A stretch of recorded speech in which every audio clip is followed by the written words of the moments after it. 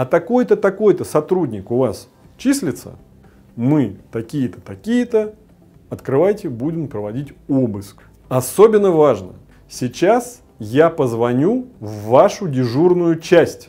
И тут же к вам выезжает группа немедленного реагирования. Здравствуйте, с вами Корнев Антон, основатель юридического агентства Корнев и партнеры. Сегодня поговорим о такой ситуации, когда к вам домой стучатся люди и говорят: откройте, полиция.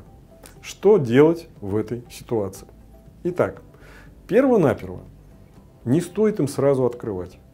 Боже упаси, если у них вдруг постановление об обыске, они вам его через дверь предъявят, не волнуйтесь, так и скажут: мы такие-то, такие-то, открывайте, будем проводить обыск.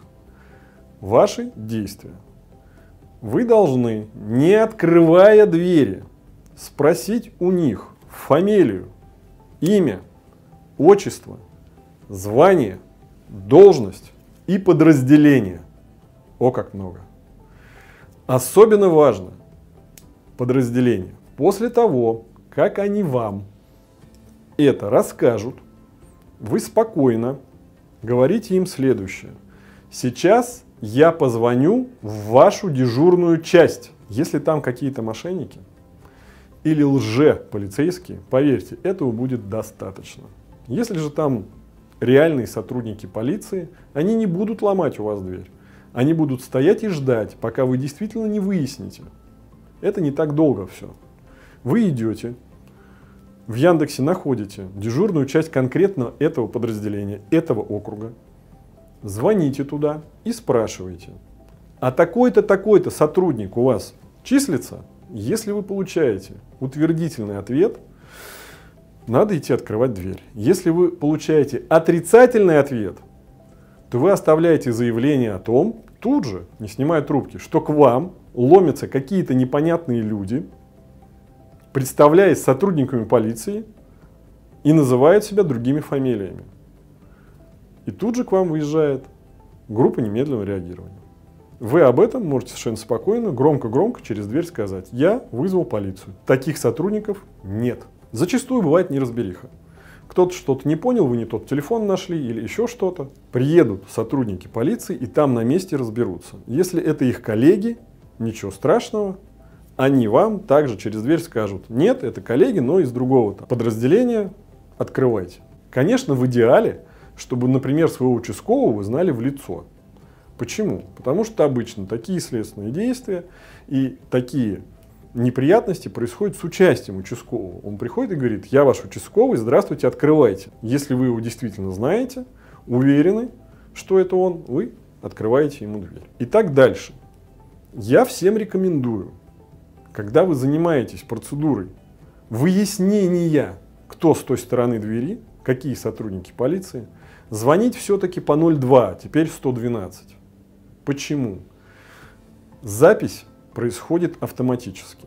И каждый день в начале рабочего дня начальнику Главного управления внутренних дел города Москвы на стол ложится сводка обращений на службу 112.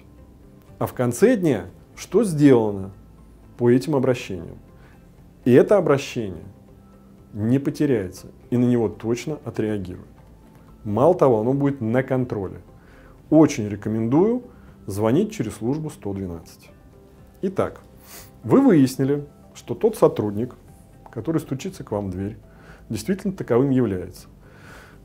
Дальше нормальный человек имеет право совершенно спокойно спросить: а для чего вы сюда пришли, зачем я вам нужен? Вариантов бывает много, они разные. И если это не обыск, когда надо пустить их домой, а, например, он хочет с вами о чем-то поговорить, вы открываете дверь и выходите на лестничную площадку общаться с ним вне квартиры. Это очень важно. Закрыли за собой дверку и спокойно стоите и общаетесь, отвечая на его вопросы. При этом обязательно попросили, чтобы родные смотрели в глазок, а что там, собственно, происходит, чтобы у вас были свидетели. Если вы понимаете, что что-то не так, вы звоните соседям. Пусть у вас будет больше свидетелей того, что против вас на личной площадке происходят противоправные действия. Такое тоже бывает. Почему важно выйти на лестничную клетку, закрыть за собой дверь и не пустить сотрудника правоохранительных органов в квартиру? Зачастую сотрудники правоохранительных органов используют разные, незаконные в том числе, варианты проникновения к вам в жилище, чтобы что-то там посмотреть, не имея санкции на обыск и выемку. Вот для чего зачастую с вами хотят поговорить. Не для того, чтобы что-то от вас узнать, а зачастую для того, чтобы увидеть, где вы живете, как вы живете, нет ли там чего-то. Это сбор некой информации, не совсем законный, но вы его пускаете, чтобы пообщаться. Он говорит: сейчас можно я что-то напишу, мне на коленке неудобно. Вы его сами пускаете.